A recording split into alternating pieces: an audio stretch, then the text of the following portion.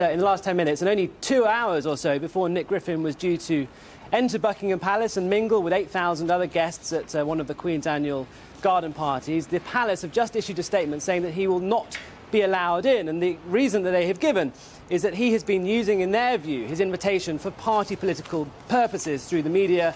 And they go on to say this in turn has increased the security threat and potential discomfort to the many other guests also attending. Now, it was getting some comment this trip in the first place because, of course, Nick Griffin is a BNP MEP. The Palace was saying it's completely legitimate that MEPs are invited to the Palace. That's why the invitation was extended. But having spoken to a Palace source in the last few minutes, it's clear they are very uncomfortable with two things, really. One, an interview that Nick Griffin did this morning on GMTV, I think drawing attention to the fact that this invitation had been given, but also some comments on the BNP's website where he had described this invitation as a highly symbolic breakthrough and had crowdsourced BNP members, asking them fairly jokingly for suggestions about what he may ask the Queen were they to get to meet. He didn't think that was likely, and he said that again this morning. He didn't have any expectation that he'd actually get to meet the Queen, but nevertheless, I think it was the prominence that he was attaching to this visit that has made the Palace very uncomfortable, and that's why at the very last minute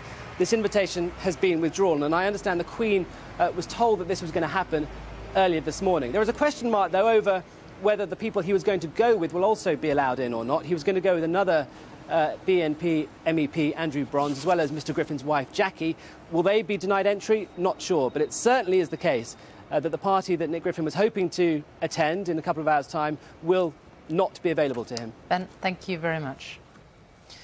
Victims of child abuse in Catholic institutions in Northern Ireland say they're encouraged and optimistic after a meeting with the First Minister and Deputy First Minister at Stormont today. Campaigners have been calling for a public inquiry following two reports in the Irish Republic which said that abuse in Catholic and state-run institutions was endemic. Our Ireland correspondent Andy Martin reports. This is what 50 years of pain looks like. Many of these people arrived in Belfast with hope today that what happened to them as children in institutions across Northern Ireland might finally be investigated. Commonly referred to as abuse, much of their testimony sounds more like torture. The boiling of the head over tin baths, being bathed in JS fluid, which is a very lethal substance. You know, there's a health warning on it, everything. You know, the way we were treated, it was more at bath time, it was like a sheep dip. The abuse happened mainly, but not exclusively, in Catholic children's homes like the Sisters of Nazareth. Inquiries have recently been held in the Irish Republic. Their findings were damning. Those meeting Northern Ireland's political leaders today had one overriding request. An apology in the room for us would be important, but I think for the hundreds, thousands of people who are still survived those institutions, I think a public apology in the Assembly from the First and Deputy First Minister on behalf of the Government of the North would go a long way. If they did get an apology, the survivors weren't keen to discuss it, but they did emerge optimistic. I've waited 53 years for this. They're going to take a personal interest in it, Mark McGuinness and Peter Robinson, and I'm optimistic. And I think I never thought I'd see this day, but I'm hopeful. Anonymity and immunity were granted to those found liable in the Republic. Any future inquiry in Northern Ireland will have to deal with similar issues before an investigation can even begin. Andy Martin, BBC News, Belfast.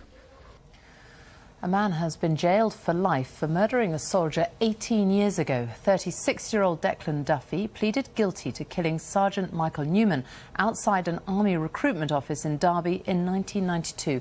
Well, let's get more from our correspondent Anthony Bartram. So what happened in court then? Yes, well, the Irish National Liberation Army were very quick to claim responsibility for this murder, but it's taken 18 years for justice to finally catch up with Declan Duffy. He was brought to this country after being transferred to a prison in Northern Ireland, and today he admitted his part in Sergeant Michael Newman's murder. Now, we heard that Duffy was part of a three-man team who travelled from Northern Ireland in 1992, so he was 18 at the time, with the sole purpose of assassinating a British soldier.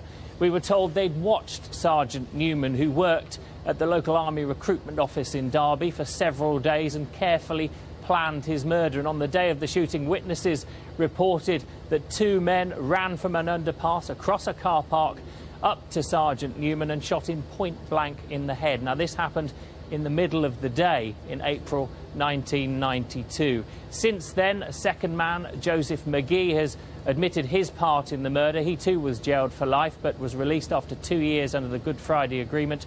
The minimum tariff set today for Duffy was 24 years. Anthony Bartram, thank you very much. An undercover investigation by the BBC's Panorama programme has found evidence of questionable bills and unqualified staff performing medical procedures at one of England's biggest veterinary chains. Medivet, which has dozens of branches, has an estimated annual turnover of around £20 million. Greg Wood reports.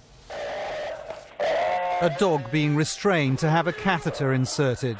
This scene was witnessed by Alex Lee, who spent 9 months working undercover as a trainee at Medivet, one of England's biggest veterinary chains. She also saw a fellow trainee hitting the dog. The dog's just been in for major surgery. He's uncomfortable, he's painful. They're grabbed around like that, hit and pulled by the scruff. It's just not on. If that was my dog, I would go absolutely ballistic. Medivet said this was an isolated incident and that the trainee was warned about his behaviour. But the Panorama investigation raises wider concerns about the quality of veterinary care for much-loved pets. A dog like Lulu here can be expected to cost more than £22,000 over the course of her lifetime. So pet owners want to make sure that their animals are well cared for and that they get value for money. In another incident witnessed by Alex Lee, a dog with a pre-existing skin condition was injured by a trainee. I tried to give her food into the cage and I shut the cage and I put the forward. But the vet didn't want to admit that the injury had taken place in the surgery. We have to say, she'd opened a padlock, we just noticed it. It was done that when she walked in. A trainee was instructed to tell the owners that a cream was recommended for the dog's injury. You put it onto the affected area twice a day. And that's £13.70. Are you okay for us to dispense one of those for you? Yeah? No problem. Take care. Bye. Medivet said the owner was not deceived. The dog's paw was bleeding because of its skin condition. Alex Lee had no previous experience of animal care when she started working at Medivet. But after 3 weeks of in-house training, she found herself being asked to perform medical procedures. Greg Wood, BBC News. And you can see the full investigation on this evening's edition of Panorama. That's at 9 o'clock tonight on BBC One.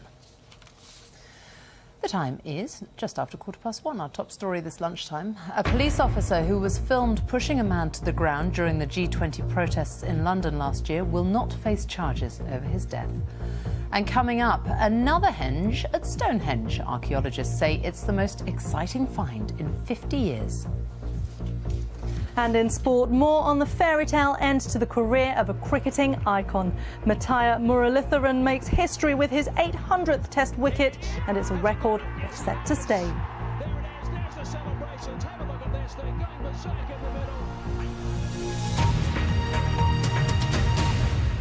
A treasure hunter who found one of the largest hoards of Roman coins in Britain is likely to receive a substantial sum of money after his find was declared as treasure today. Dave Crisp discovered the coins buried in a jar in a field in Somerset using a metal detector. Inside were 52,000 coins.